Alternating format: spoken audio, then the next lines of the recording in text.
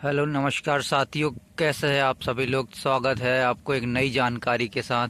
तो मैं आ गया हूँ खेतों में, और खेतों में देख सकते हैं कि ये गेहूँ पकने के आखिरी अवस्था में है, और ये ज़्यादा से ज़्यादा 4-5 दिन और या ज़्यादा से ज़्यादा 1 हफ्ता लेगा।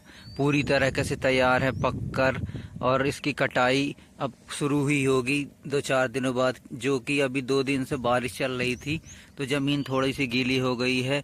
इसमें खेत में हार्वेस्टर अभी ठीक से चल नहीं पाएगा, क्योंकि उखड़ जाएगा पौधे और सही तरीके से कटाई नहीं हो पाएगी। इसलिए अभी इसको कुछ दिनों के लिए ऐसे ही छोड़ा गया है, क्योंकि धूप में जल्द से जल्द मिट्टी सूख जाए और फिर हार्वेस्टर के द्वारा इसकी कटाई की जाएगी।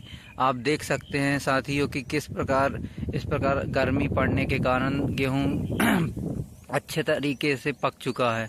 रीज़न ये है कि यह गेहूं पहले ही शुरुआत में बुआई की गई थी इसकी, और इसकी बालियां भी देख सकते हैं कि अच्छी खासी हैं, और गेहूं अच्छे तरीके से पक चुका है।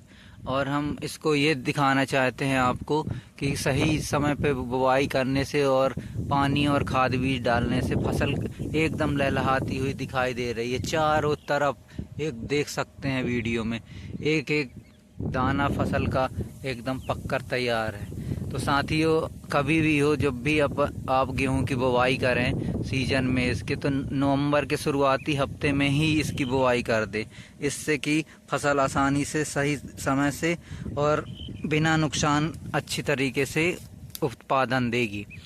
और आप देख सकते हैं कि पूरी फसल तैयार है हमारी पककर, और 3-4 दिनों में ये कट भी जाएगी।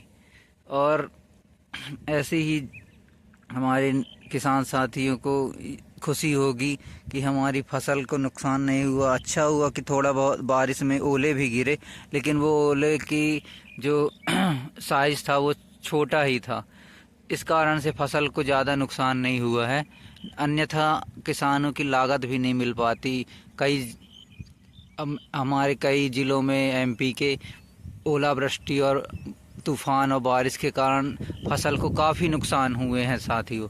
तो कभी भी हो, जब भी, क्योंकि साल के ये जो भी ये दिन आते हैं, ये पश्चिमी विक्षोभ का मौसम आता है और फसल को नुकसान कर कर चला ही जाता है। अच्छा हुआ कि यहाँ पे ओले गिरे, लेकिन वो साइज छोटे कारण फसल को नुकसान नहीं हुआ। फिर भी हवा के कारण बहुत से फसल गिर गई है बीच बीच में, वो नुकसान तो होगा ही। इस प्रकार से आप देख सकते हैं साथियों कि हमारी फसल अभी अच्छी तरीके से पक गई है, और हम इसकी कटाई जल्द ही करने वाले हैं।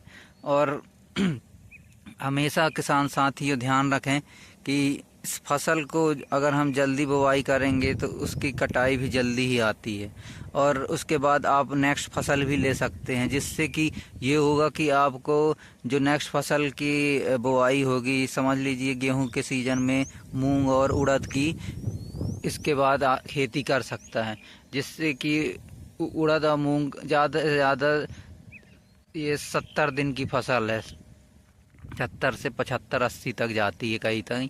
तो उसकी फसल के लिए सही समय हो जाएगा कि आप मार्च अप्रैल के शुरुआती ही वीक में वो बुआई कर देंगे इन फसलों की, दलहनों की।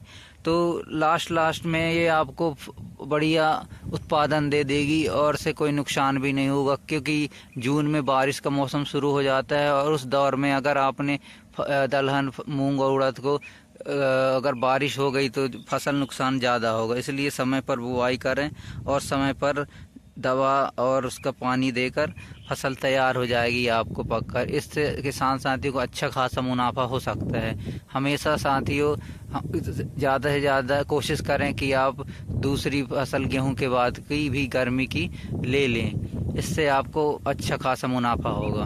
तो नमस्कार साथियों, मिलते हैं आपको एक नई जानकारी के साथ में नई वीडियो में। तब तक के लिए नमस्कार, जय हिंद, जय जवान, जय किसान।